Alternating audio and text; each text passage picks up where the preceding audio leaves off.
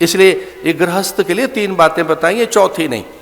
और संयोग से मेरे सामने गृहस्थी हैं, 2-4 सन्यासी छोड़ दिया जाए तो गृहस्थियों के लिए 3 बातें बताई हैं। पहली कौन सी? ज्ञानार्जनम। गृहस्थी को ये 3 काम करने चाहिए, चौथा कुछ नहीं। ज्ञानार्जनम, ज्ञान का अर्जन करो। दूसरा है धनार्जनम, धन का अर्जन करो। कोई कहे जी ये 2 हम कर तो रहे हैं, तीसरा बताइए। नहीं, पहला ही नहीं हुआ है। ज्ञान माने नॉट डिग्रीज ना, वो भी बड़ी बात है। सूचना की तकनीक, संचार की क्रांति, दरवाजे पर आर्टिफिशियल इंटेलिजेंस खड़ी है। अभी तो बहुत ही ज्यादा गौरवान्वित है भारत ये जानकर, भारत का बच्चा कि आर्टिफिशियल इंटेलिजेंस में जिसकी 100 गुना बुद्धि आगे चल रही है वो भारत के लोग हैं। भारत के लोग 100 टाइम्स।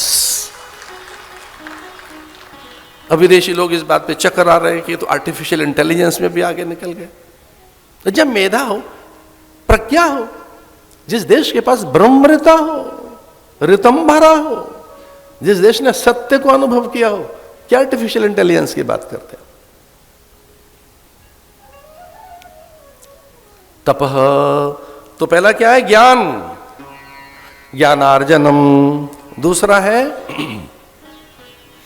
धनार्जनम, और तीसरा है पुण्यार्जनम, पुण्य का अर्जन, सत्कर्म करिए।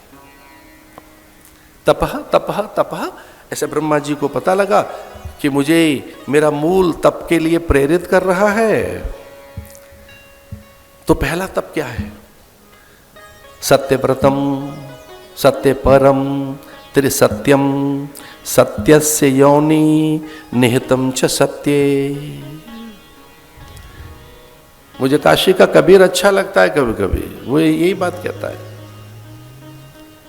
सांच बराबर तप नहीं, झूठ बराबर पाप, जाके हृदय सांच है, वाके हृदय आप।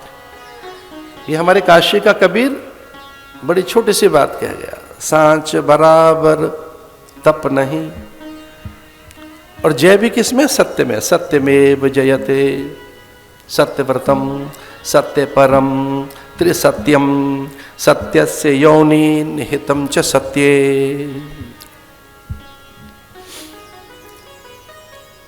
एक महात्मा ऐसा इसका अर्थ ये भी लगा रहे थे कि दोबारा जन्म लेना चाहो, सारे संकटों से दूर रहना चाहो, तो सत्य का आचरण करो। कुछ ऋषि उनको अलग तरीके के प्रश्न करते हैं महात्माओं से लोग। इस संन्यास का एक सौंदर्य ये तो है ही, नाना भांति के लोग हमको मिलते हैं, नाना प्रकार के प्रश्न करते हैं। एक सच्ची घटना है, एक महापुरुष से किसी ने कहा कि महाराज आप हमारे बड़े आदरणीय हैं, हमने आपको गुरु भी बना रखा है, तो बड़े संकोच में एक बात पूछनी थी। तो महात्मा ने कहा नहीं भैया तू श्रद्धालु है, हम दोनों गुरु शिष्य हैं, पिता पुत्र हैं, कुछ भी पूछ। तो उसने धीरे से कहा कि मैं और मेरी पत्नी धन की कामना लिए बैठे हैं, हमें बहुत धन चाहिए। तो पहले तो ये बताइए हमारा विचार अनुचित तो नहीं है? तो महाराज ने कहा कि भाई धन ही खा लिया, कीर्ति भी, क्योंकि मैं फिर पूरा उपाय बता दूं। बोले हाँ वो स्वाभाविक है, धन आएगा तो कीर्ति भी आएगी, धन के साथ कीर्ति भी। ये सच्ची घटना है। महात्मा ने उत्तर दिया, ये शास्त्र का उत्तर है, आप इसे याद रखना। सत्यानुसारणी लक्ष्मी, त्यागानुसारण कीर्ति। अच्छा तो नहीं लगता कि आपसे पीछे पीछे बुलवाऊं, मर्यादा नहीं है, फिर भी बोलिए मेरे साथ। सत्यानुसारणी लक्ष्मी ही, सत्यानुसारणी लक्ष्मी ही, त्यागानुसारणी कीर्ति। ये उत्तर है। सत्यानुसारणी लक्ष्मी, लक्ष्मी सत्य का अनुसरण करने लगी। जब लक्ष्मी प्रकट हुई, ब्रह्मा को मना कर दिया, आपकी नहीं बनूंगी। महादेव से कहा बड़े उदार हैं। इंद्र, यम, वरुण, कुबेर से कहा नहीं नहीं, आपके पास मात्र पुण्य है, यज्ञ कर्म कर आप इतनी ऊंची अवस्था प्राप्त कर लेते हैं, फिर ये भी कहाँ रहती है अवस्था। आपकी अवस्थाओं में परिवर्तन है, पुण्य क्षीण होकर पुनः श्रम करो। ना ना, ऐसे मैं आपका वर्णन नहीं करूंगी। यम, वरुण, कुबेर, प्रचेता, सप्तऋषि आदियों को मना कर दिया कि आपको धन का क्या काम।